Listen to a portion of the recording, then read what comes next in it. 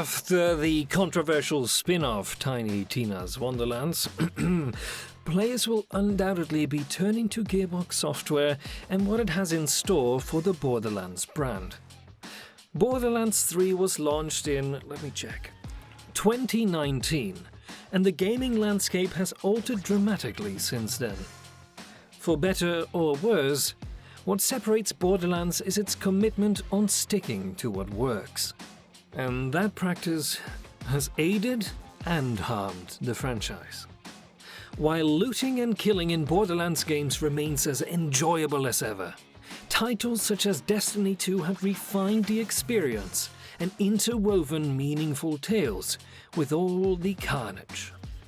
Borderlands previously succeeded in producing a memorable main campaign villain, but its subsequent efforts have, again, not been as fruitful. Handsome Jack comes to mind when players think of a Borderlands villain, or one of the most iconic and successful villains in all of video game history, to some. What made Jack so memorable was how Gearbox Software brought several dimensions to the character. See, Handsome Jack, he might be sarcastic about players one moment, and upset with his own daughter Angel the next. Jack's past was elaborated up in Borderlands 2 and Borderlands the pre-sequel, giving players the impression that he was the protagonist of a game that had yet to be created. And thus, Handsome Jack has become one of the game industry's most memorable villains, because of the excellent performance of actor Damien Clark. I salute you, sir. The main villains of Borderlands, Borderlands the pre-sequel and Borderlands 3 are another story. Since the developers were still testing the waters with its then new IP, Borderlands was more focused on its gameplay rather than character development. The stories told in the first game served little more than to give context to the missions. The same can be said for the main antagonist. Let me check my notes here. No, not that one. Was it? Right, Commandant Helga Steele. Do you remember her?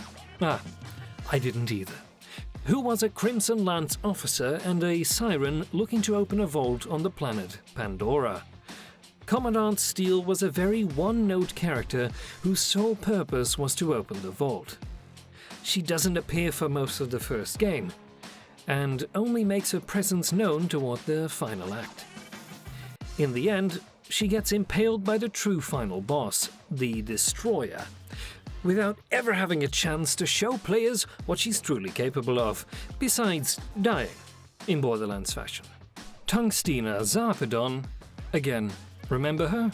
I don't either. Suffered a similar problem. Even though Borderlands the pre-sequel is a prequel to Borderlands 2, who would have known? The game came out after Gearbox Software's massive hit. As a result, having a leader of the rogue Lost Legion with little to no backstory fill in Handsome Jack's shoes made her feel underwhelming as a main antagonist. Her goal to destroy Alpis and keep the vault within closed, as opposed to opening it, makes her stand out from other Borderlands antagonists, because she's doing the opposite of the first antagonist. But she ultimately became lost to players' memories due to the mixed reception of the game and the poor writing of her character. Borderlands 3's Siren twins, Troy and Tyrene Calypso, were also unpopular. The two branded themselves as Cult of the Vault influencers on a mission to open vaults all around the galaxy.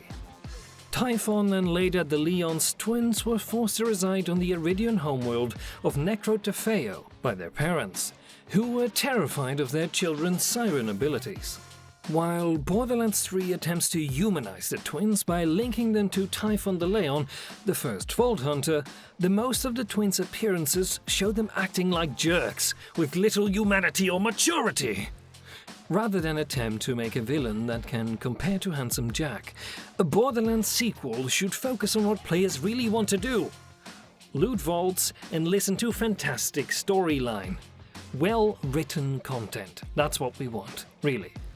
Not the kind of vaults that have giant monsters inside them, but vaults with loot worth working toward. The writers, hopefully a new team, can create short stories around each vault that are compelling, contained, and most importantly, don't always have to be interconnected with one another. It really isn't an impossible task. Gearbox Software has proven it can create good side content by the Borderlands franchise's many DLC expansions.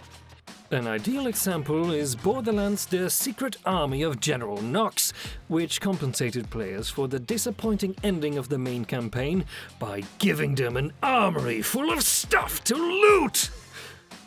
When it comes to story, however, Borderlands 2's Tiny Tina's Assault on Dragon Keep expansion is a great Dungeons & Dragons inspired adventure that centers around Tina's coming to terms with her friend Roland's death.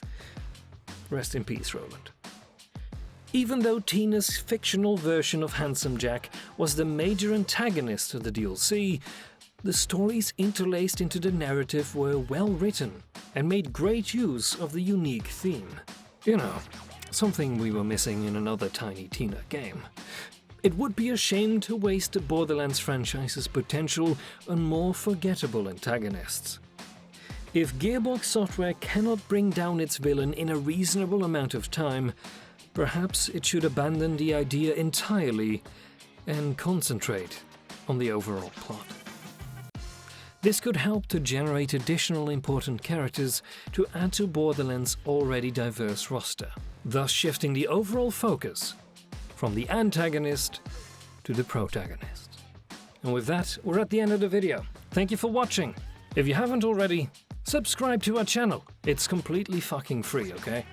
Now, if you haven't already, make sure Uncle Earl and Aunt Agatha have also subscribed to the channel. Grandma Shirley is welcome to do so as well, but she's probably too busy with her Skyrim playthroughs. That said, have a fantastic one, ladies and gentlemen, and take the best of care.